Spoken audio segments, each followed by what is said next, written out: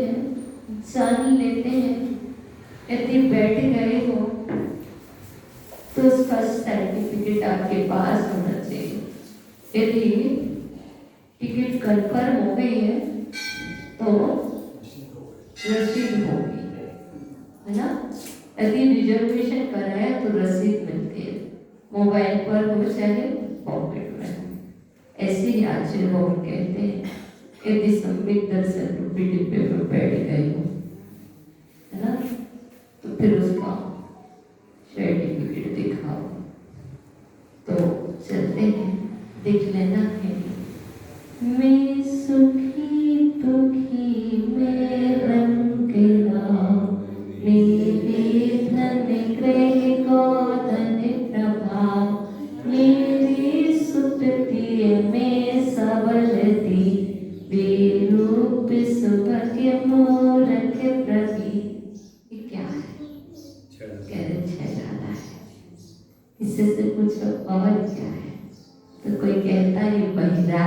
दशा है, ये मूढ़ दशा है, ये मूर्खता है।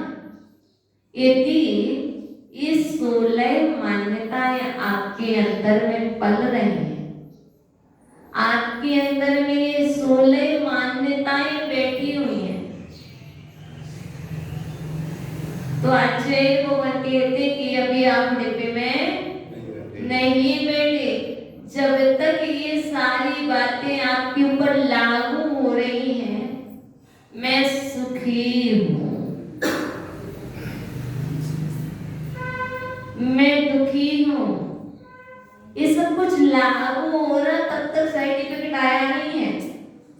कितना भी कह दो, अब बताओ भाई, ये लागू हो रही 16 मान्यताएं। मैं सुखी, मैं दुखी, मैं रंग, मतलब रंग मतलब निर्धन, राजा नहीं होता है ना, है ना।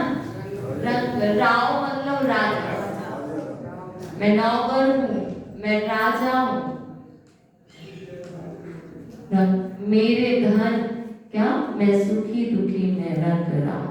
मेरे धन, मेरे पास धन है, मेरे पास गोधन है, मेरे पास गाड़ी है, बंगला है, सब कुछ है, मेरी दिया है ना, मेरे पुत्र है, मेरी पुत्री, ये सारी चीजें जो मान्यताएं हैं, यदि इसमें जीवन यापन कर रहे हो तो अभी ये समझ के चलिएगा कि आप अभी यात्रा करने के लिए बैठे ही नहीं है। कितना भी कह दो कि मैं बैठ गया हूँ। पंडित दौलत राम जी चरडाला में कहते हो, कंद स्वामी यही बात कहते हैं कि अभी आप बैठे नहीं हो। जब तक इन बहिरात्म वस्तुओं को, बाह्य पदार्थों को तुम अपना मान रहे हो, जो तुम्हारे नहीं है, उसको तुमने अपना मान रखा है, तो अभी तुम्हारा टिकट कंफर्म नहीं है। तुम कितना ही कह दो कि मैंने करा लिया, मैं तो बैठ गया, बिल्कुल नहीं बैठी हूँ। इसलिए कह रहे भाई, देखो ध्यान रखना, यदि जब तक कंफर्म नहीं होगा, ये बाहर की व्यवहार की ट्रेन में बैठना आसान है। क्या व्यवहार की यात्राएं करना, बाहर की यात्राएं करना आसान है। इसके लिए कोई सर्टिफिकेट नहीं चाहिए। क्या इसके लिए कोई सर्टिफिकेट नहीं चाहिए, कोई मोहर नहीं चाहिए, लेकिन निश्चय की यात्रा करना है, आत्मा को दूसरी गति में ले जाना है, अच्छी जगह ले जाना है, तो उसके लिए कुछ अनिवार्य है। तो उसके लिए कुछ अनिवार्य है, कुछ क्या अनिवार्य है, तो स्पष्ट रूप से कह रहे, देखो जाने दो, देखो जानो जाने दो। किसको? बाह्य पदार्थ, बाह्य वस्तुएं, जो पर पदार्थ है, पर पदार्थ दिख रहा है, देख लिया कोई बात नहीं, जान लिया कोई बात नहीं, अब विशेषताओं में मत जाओ। देखो जानो जाने दो। देखना कैसे? जैसे रोज देखते सबको, नॉर्मल देख लिया, जान लिया, ये अहितकारी है, जान लिया ना। अब क्या हुआ, ज्यादा मत जानो, जाने दो, ये सब कुछ चलता रहेगा। सारी ट्रेनों पर नहीं, क्या जिसमें बैठना होता है ना, उसी ट्रेन को और उसी कोच को, उसी नंबर को देखते हैं कि आपके पास कौन सा है। आपका जो रिजर्वेशन हुआ है, तो आप क्या करते, सारे डिब्बे देखते क्या? मेरे को तो नहीं लगता देखते। अभी पता चला S1 S2 क्या कोड नंबर देख लिया कि हमारे कौन सा कोड नंबर, उसमें ही बैठते ना। ऐसा तो नहीं करते कि पहले वाला नहीं, ऐसे ही बहुत कुछ दिखेगा। देखो जिस गांव जाना नहीं, कल कोई कह रहा था, हमारे राजेंद्र जी जी कह रहे थे जहां जाना नहीं वहां का रास्ता क्यों पूछना। क्या कह रहे थे, जहां जाना नहीं वहां का रास्ता क्यों पूछना। अरे भैया जहां जाना नहीं है वहां का भी तो रास्ता कन्फर्म कर लो। यदि किसी ने पूछ रखा भाई ये रास्ता कहाँ जा रहा था तो बताओगे कैसे, और कदाचित कभी तुम ही भूल जाओगे तो क्या होगा। ठीक है, और जो बात है वो सभी जगह लागू नहीं होती।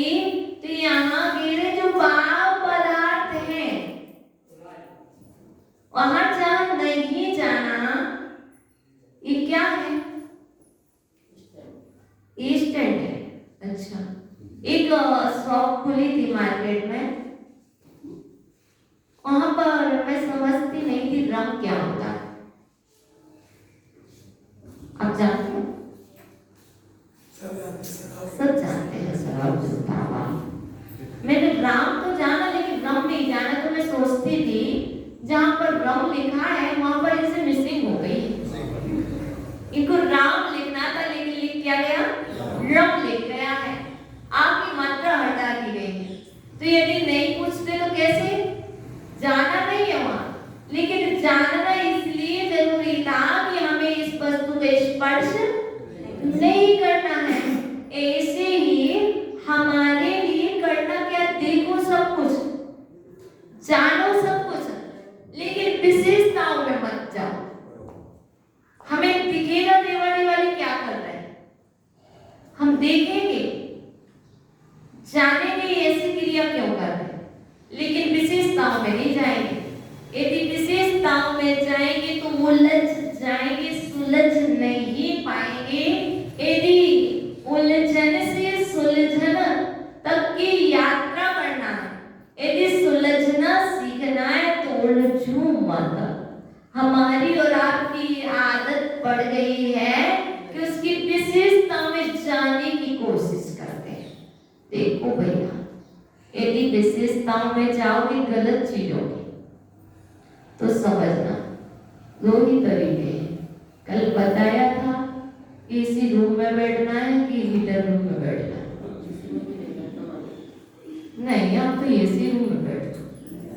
देखो हमने तो स्पष्ट बता दिया था कि भैया 1,75,000 एसी रूम तैयार है,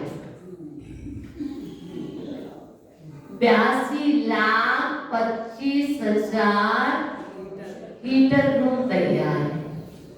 बताओ भाई कौन सी रूम में जाना है, कौन सी तैयारी करना है भाई, कौन से रूम की तैयारी करना है, बुकिंग किस रूम की करना है।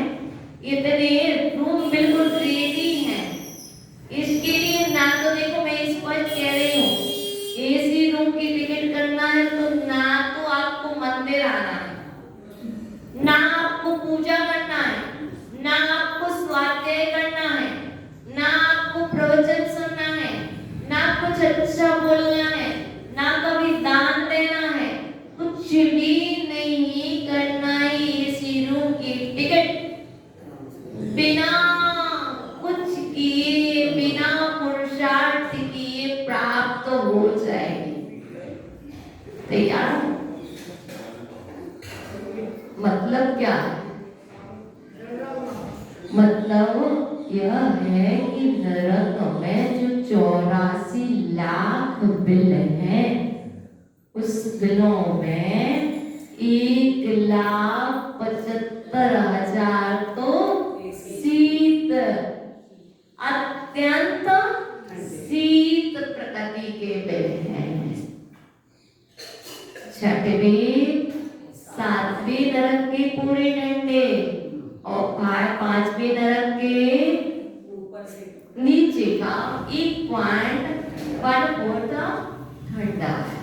तो 1,75,000 रूम बिल्कुल एसी कंडीशनर तैयार रहो, और बाकी सारे उष्ण है ना। यहाँ तो क्या करना पड़ता है, सर्दी आती है तो क्या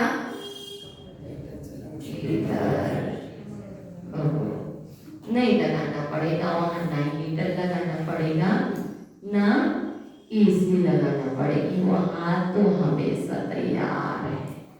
करो ऊर्जा बिना कुछ किए। यदि इन सब चीजों मतलब हमेशा के लिए इस पाप से बचना है तो कुछ और कर, बैठ तो गया। तो यही कहते अपनी मान्यताएं चेंज करो। क्या जो 16 मान्यताओं में जी रहे हो, देखो घर में रहोगे तो ये कहना पड़ेगा ये मेरे हैं। क्या घर में रहोगे तो कहना पड़ेगा व्यवहार दृष्टि में, लेकिन अंतरंग दृष्टि में ये निर्णय करके रखना ये मेरे नहीं है। देखो घर पे बोलते हैं ये मेरा, ये मेरी, ये मेरा और मेरी, दो ही में सारी दुनिया है। पूरी दुनिया में जितने भी पदार्थ हैं दो ही शब्दों में चलता है, मेरा मेरी, है ना? तीसरा तो नहीं चलना ना। और जहां मेरा और मेरी का भेद समाप्त हो गया, ना कुछ मेरा है ना कुछ मेरी है, मेरी तो मात्र यदि कुछ है तो चेतना ही सब कुछ है, चेतना के सिवाय और भी कुछ मेरा और मेरी नहीं है। जिसे मैं मेरा और मेरी कह रहा हूँ वो वस्तुतः मेरा नहीं है, और यदि मेरा होता तो मेरे से छूटता है, और जो मेरे से छूट जाए और जो मेरे से रूठ जाए और जो मुझे धोखा दे जाए वही मेरा हो ही नहीं सकता। अरे माता जी ये हाथ तुम्हारा है, कल कहा था ना, ये नहीं है, ये हाथ ही मेरा नहीं है।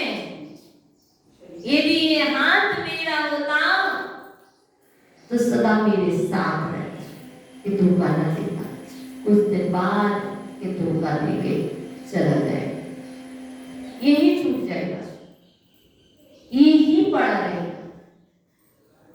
और यदि मेरा होता तो मेरे साथ ज्यादा नहीं भैया, जितना उचित है उतना ही इसको अपना मानना, सर्वथा इसको अपना मान के मत बैठ जाना। जब मंदिर आओ तो परिवार वालों को छोड़ के आ जाया करो, रिश्ते बांध करके मत आया करो। क्या जब मंदिर आओ तो जब छोड़ के आए ही हो तो क्यों रिश्ते में बंध रहे हो, बांध रहे हो? 1 घंटे का टाइम सारे रिश्तों से मुक्ति, ना कोई मेरा है ना कोई मेरी है। हाँ व्यवहार दृष्टि में कुछ बोलना पड़े, ये मेरी पत्नी ना ये मेरी बहन, क्या ये धर्मात्मा है, ये धर्म बहन है। क्या हमें अपनी सोच को, हमें अपनी मान्यताओं को चेंज करना हो, दूसरा नहीं कर सकता है, आपको उससे अभी ही करना पड़ेगा। और देखिए दुख वस्तु में नहीं है, बताओ दुख वस्तु में है तो दुख किसमें है? दुख वस्तु में नहीं है, दुख हमारे सोच में है, हमारी मान्यता में है। हमने सोच रखा कि ये वस्तु कब वियोग हो गया तो मैं दुखी हो गया। यदि वस्तु का वियोग होने से दुख होता तो सभी को दुख होना चाहिए था, पर ऐसा नहीं है। तो हम अपने सोच को डाइवर्ट करें, और यदि वस्तु का संयोग हो गया तो यदि मिर्ची मिल गई तो सुख हो गया, और यदि तेज मिर्ची लग गई तो दुख हो गया। दोनों चीज है, उसी वस्तु में सुख है, उसी वस्तु में दुख है। वस्तुतः वह सुख दुख नहीं है, और वह सुख नहीं है। यह तो सुख दुख का आभास का गलत प्रतीति थी, मैंने सम्मान रखा है। वस्तुतः ये सम्मानता गलत है, मुझे मान्यताओं में नहीं जीना।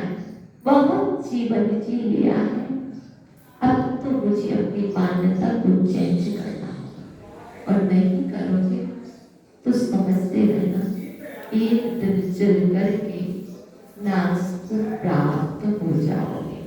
अजय भवन कह रही है, देखो बची रहना है, बची रहना है तो बंद से बचना, बची रहना है तो बंद से बचना। बंद से कैसे बचोगे? तो कहते हैं 4 लोगों से सावधान। किस किस से? 4 लोगों से बहुत सावधान रहना। एक तो राजा से, एक राजा से, एक अग्नि से, एक गुरु से, और अंत में कह रही है एक स्त्री से। यदि बचना है तो 4 लोगों से हमेशा सावधान है। यदि तुम इन 4 लोगों से सावधान नहीं रहोगे तो पता नहीं क्या होगा तुम्हारा।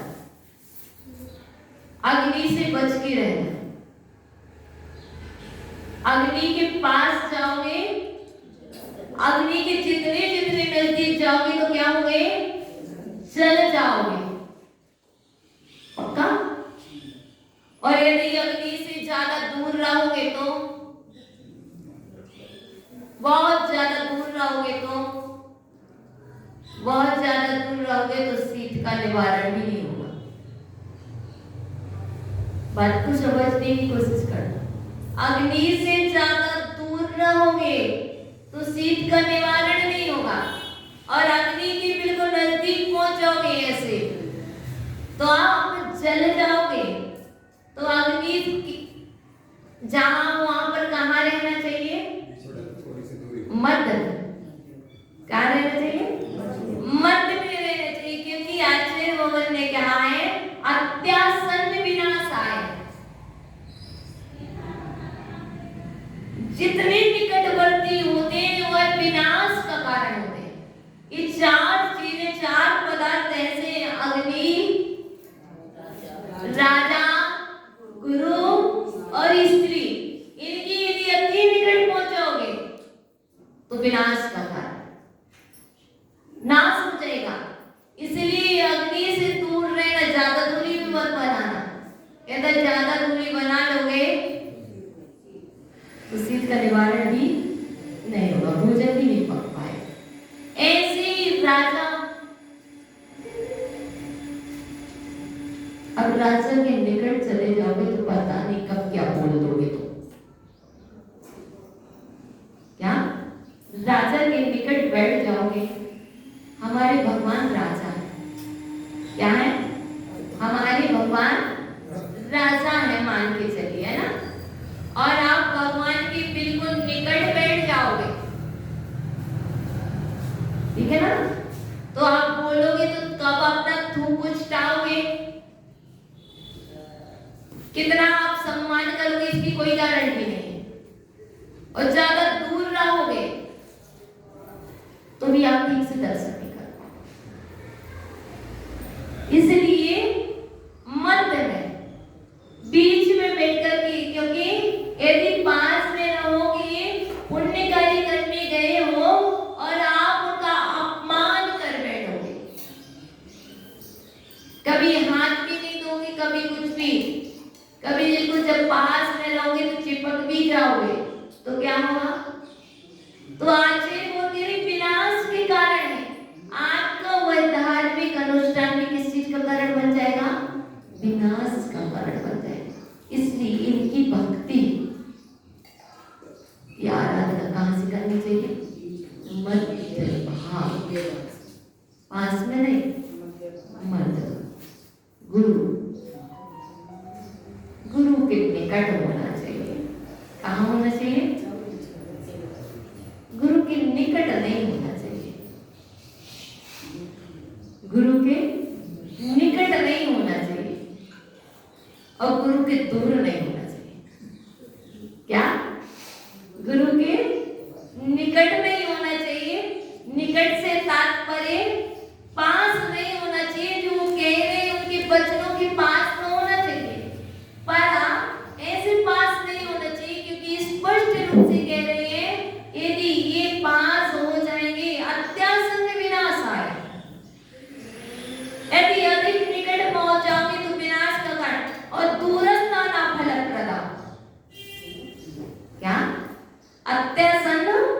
विनाशाय दूरस्थाना फलप्रदा। यदि अति निकट होंगे तो विनाश का कारण, और दूरस्थाना फलप्रदा, यदि ज्यादा दूर होंगे तो कोई फल प्राप्त नहीं होगा।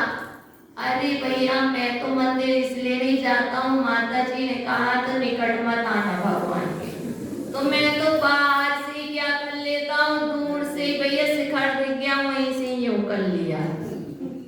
क्यों? इसीलिए पूरी बात सुन लेना, दूरस्थाना फलप्रदा, ज्यादा दूर रहोगे तो कोई फल की प्राप्ति भी नहीं होगी। माता जी ने तो कहा था निकट नहीं, मध्य में रहना। सुबह मध्य में, रेवाड़ी के मध्य में रह करके घर से दिख जाता है मंदिर, वहीं से हाथ जोड़ लेती हूँ, कोई फल नहीं मिलेगा।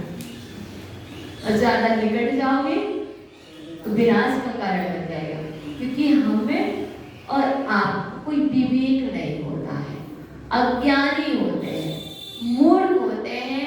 आप ट्राई करके देखना, मैं आपको बता रही, प्रैक्टिकली बात बता रही हूँ। आप जब भी अभिषेक करते हैं, आप जब भी पूजन करते हैं, जब भी आप आहार आदि देते हैं, इत्यादि धार्मिक क्रियाएं करते हैं, मैं गारंटी से कह रही हूँ, यदि आप बोलते हैं तो बोलते बोलते कब थूक उचड़ जाता पता नहीं चलता। मैं बता रही हूँ ना, कैसे बता रही हूँ। कोई यदि मेरे पास नजदीक से बात करता ना, मैं उसे कह रही थी दूर कर। क्यों? क्योंकि कई बार उनका थूक मेरे ऊपर, मतलब तो क्या होता ना, तो वो पाप का कारण, वो अपमान का बहुत निकट बढ़ती क्या हो जाता। इसलिए कहा गया है जो अभिषेक आदि करे तो कैसे करे, मौन नहीं बोलना पड़ेगा। किसने सावधानी, ऐसा भी तो नहीं करते कि भगवान के ऊपर बोलने लग जाए। मतलब अपन को ही देखना, आप स्वयं देखना कि आपके मुख से निकलने वाली वो जल की बूंदें कहाँ पड़ रही है ना। तो बहुत सारी चीजों, इसीलिए कहा गया है ऐसा नहीं। सम्यक कौमुदी ग्रंथराज में आचार्य भगवान श्रीशंकर जी महाराज स्पष्ट कह रहे, अत्यासन्न विनाशाय दूरस्था फलप्रदा सेव्या मध्य भावे। सेवा करनी है, अभिषेक करना क्या है, सेवा, आराधना करनी है, मध्य भावे है, मध्य भाव से सेवा करो। यदि मध्य भाव से करोगे तो क्या होगा, अभिनय नहीं होगा, पाप का बंध नहीं होगा, और जिस लिए हम आए उसके हमें प्राप्ति हो जाएगी। तो कहा राजमहिनी गुरु स्त्रिया, मतलब 4 लोग, तो ऐसे ही गुरु के यदि हम निकट रहेंगे ज्यादा तो क्या होगा, यदि ज्यादा निकट हो जाते तो क्या होता, अरे एक ही कमरे में तो है, ट्राई करके एक ही कमरे में गुरु है और शिष्य है, उसी कमरे में रहेंगे। जहाँ तक तो पट्टिकेर स्वामी ने मूलाचार में और भगवती आराधना का शिव कोटि जी महाराज ने विनय का पाठ पढ़ाते हुए लिखा है कि गुरु आने पर शिष्य को खड़ा हो जाना चाहिए, और हम उसी कमरे में रह रहे हैं। कितने बार खड़े हुए, क्या गुरु बार बार हम कितने बार खड़े हुए, कब तक हम हाथ जोड़ के बैठे, कब तक हम लेटे नहीं। कहा है कि गुरु यदि कक्ष में हो तो लेटना नहीं चाहिए, गुरु के रहते हुए टिक करके नहीं बैठना चाहिए। गुरुदेव ने पाठ पढ़ाया है और भगवती आराधना का स्पष्ट कह रहे हैं, यदि गुरुजन के कक्ष में हम टिक करके बैठ जाते हैं तो अस्मादि का कारण बनते हैं। गुरु जी के कक्ष में हम आदि पैर के ऊपर पैर रख करके कैसे जैसे अर्ध पद्मासन पद्मासन बैठ जाते हैं तो क्या होता है, उनकी अभिनय होती है। हर चीज में कहा गया। अब बताओ, इसीलिए तो कहा जा रहा है कि गुरु के निकट आएंगे और हम ध्यान नहीं रखेंगे तो हमारा क्या होगा, विनाश हो जाएगा। जितना हम क्या करते हैं, हम हृदय में तो वास करते, गुरुदेव मेरे हृदय में है, मैं उनकी शब्दों का अक्षर सा पालन करूं। गुरु हमारे दिन मोक्ष का मार्ग बतलाने वाले सब कुछ कहते, पर यहाँ पर कहते जब निकट हो जाते हैं तो हम क्या होते हैं, सब कुछ भूल जाते हैं, मोखर हो जाते हैं, पता नहीं चलता कब कितना बोलना क्या नहीं कहना था, क्या कहना था। तो यहाँ पर कह रही कि चार लोगों से, चार पदार्थों से बहुत बहुत सावधान। इसलिए प्राय करके जो गुरुजन होते हैं, आप देखेंगे आचार्य परमेश की कभी भी अपने कक्ष में किसी को नहीं रखते, प्राय करके। क्यों प्राय करके? क्यों भैया, इसका कम से कम आहित होने से तो बच जाए। क्या आहित होने से तो बच जाए। और ऐसे ही तिया तिया तिया तिया मतलब अच्छा, आप उसकी मतलब स्वामी लोग क्या करें, हर जगह तिया की बात मानने लगे। तो तिया की बात मानने लगे और इनको तो पता नहीं कब किससे ईर्ष्या कितनी तीव्र हो जाए। भाई क्या हमेशा तिया की बात मानने लगो और पता नहीं कब किससे तीव्र ईर्ष्या हो जाए और आप उनकी बात को फॉलो कर रहे तो तुम्हारा अहित हो जाएगा। तो प्रज्ञ पुरुष हो तो प्रज्ञा से काम लो, बुद्धिमान हो तो विवेक से काम लो। हर जगह हर स्थान पर कितना अनिवार्य है उतना ही ध्यान रखें। कितनी मानना है कितनी नहीं मानना। तो कह रहे कि ये ज्यादा दूर होंगे तो दिक्कत और ज्यादा पास होंगे तो भी दिक्कत। इसलिए कहाँ होना चाहिए? मध्य भाव से। अब मध्य से होना चाहिए तो क्या हम भैया व्यक्ति भी ना करें? हाँ, भैया व्यक्ति भी नहीं करो। क्या सोचने वाले सोचते हैं हाँ भैया व्यक्ति तो करो। कैसे करो? जैसे की जाती है। कैसे करो? जैसे की जाती है। गुरु मजाक कर सकते पर शिष्य गुरु से नहीं कर सकते। यदि हमारे गुरुदेव क्या करते, प्राय करके महाराज जी के सिर में तेल डालते, प्राय करके महाराज जी लोग जो लगाते हैं तो तेल डाल दिया भैया। अब तो महाराज न डाले आचार्य के ऊपर। महाराज जी के सिर में आचार्य तेल डाल सकते हैं, लगा ले, लेकिन महाराज ऐसा नहीं डाले किसी ना हो डाले। कर सकते क्या? नहीं कर सकते ना। राजा तुम्हें दंड दे सकता है, क्या तुम राजा को दंड दे सकते हो? नहीं ना। ऐसी बहुत सारी चीजें हैं। तो शास्त्रों को जब पढ़ते हैं तो बहुत कुछ प्राप्त होता है। तो कह रहे कि आपने कहा कि हम बैठ चुके हैं, आपने कहा कि हम ट्रेन के डिब्बे में बैठ चुके हैं।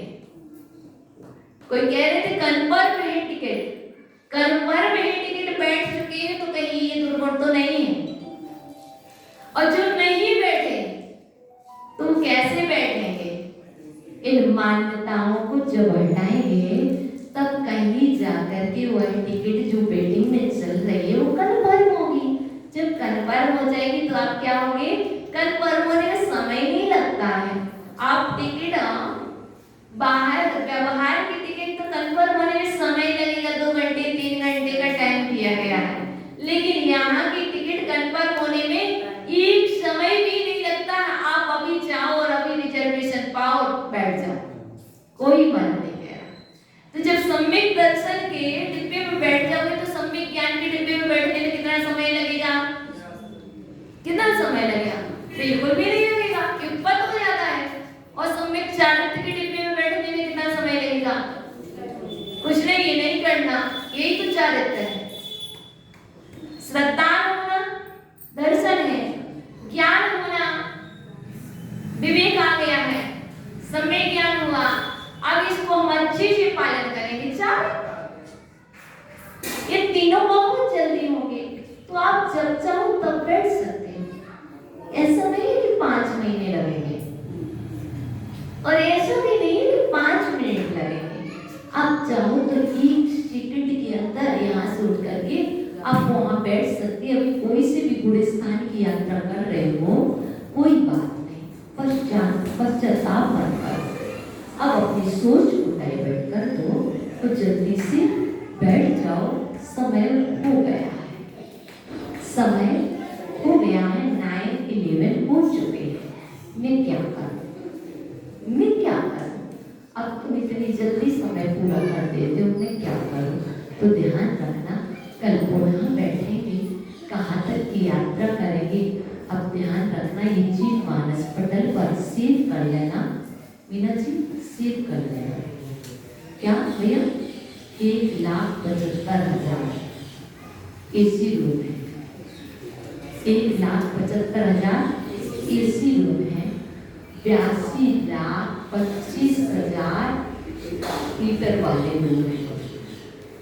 कौन से रूम में बैठना, ना एसी में बैठना, ना हीटर में बैठना, तो ऊपर की यात्रा और ये वाली यात्रा करना। तो जैसा करते आ रहे, जो अभी तक किया है वही करते रहना, और बाकी हम सब आपको फिर शाम को फिर बताएंगे।